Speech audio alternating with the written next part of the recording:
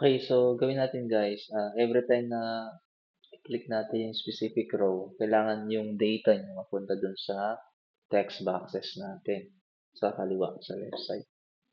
Okay, gawin natin. So, balik tayo sa design. Save na natin yung gawa natin. Then, double click natin itong data grid view. Double click. Then, cut ko lang to. Lagay ko siya dito. Taas. Sa gawa ng clear field. Yan. Ang gawin nyo is to baguhin lang natin itong yung functionality nito na cell click na lang. So, yun. Ito, pag na-encounter nyo yun, delete nyo lang itong content din dito. Yan. Delete nyo lang yun. Para hindi siya mag-error.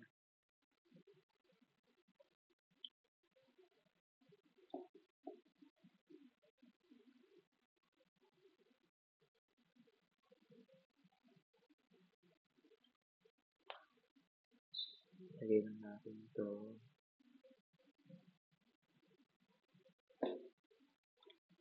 Condition ng if.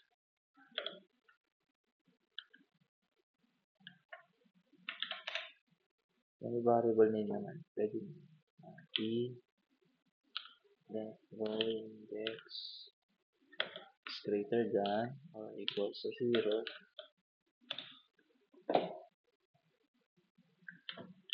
Data grid view.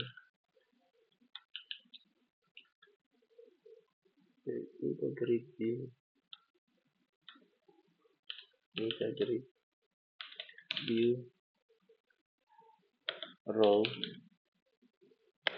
is equals to st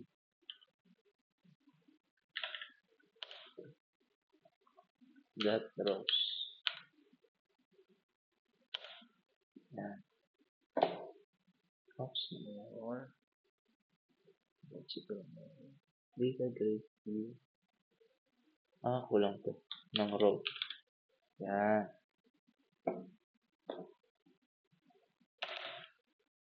Then selected student ID is equals to convert to int 32. Pwede rin naman yung parse na ginagawa natin. Pero to be specific, convert that to int 32 talaga yung pinaka-code. Then row dot cell or dot cells. Then array, siya yung una. Kaya siya yung 0. Dot value. Yan. So, pwede natin pang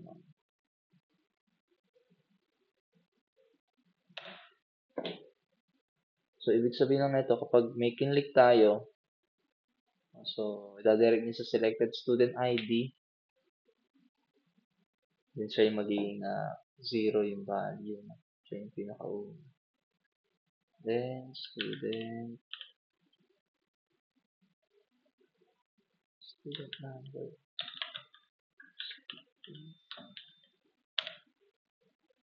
That text is equals to row dot cells. Ang value naman ay 1. That to string. Open close pa rin. Copy ko na ito. Another text box for first name. Text. Then another text box, another row for and another for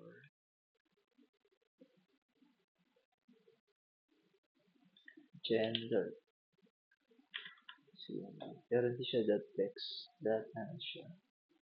Tama. Text nga pala. Nako-convert to text. Then, last is age. Baguhin lang natin to. 0, 1, 2, 3, 4, and 5.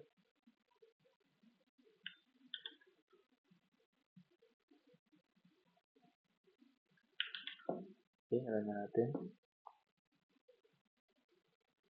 Select. Ayun, pumunta na doon, no? So, ito. Kung gusto ko itong gawing buwan, pwede. Buwan. Low na. Gagawin mo siyang main. Then, i-update ko. Error dito.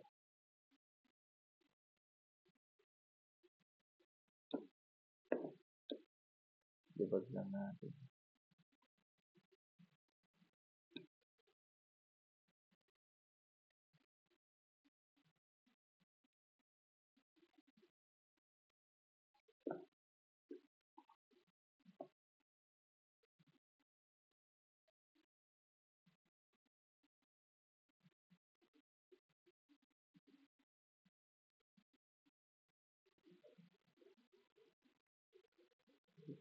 Text. Baka may mali tayo dito.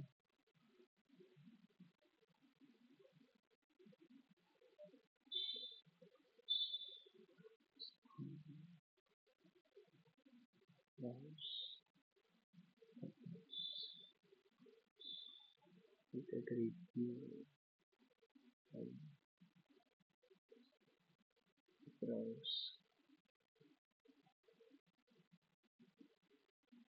Selected student ID, convert to integer table that says value. Not text.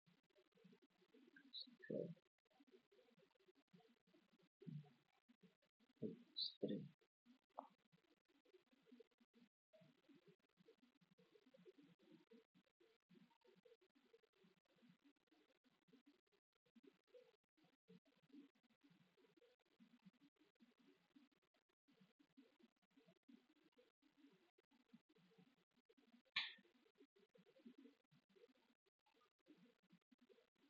Wala naman tayong mali dito.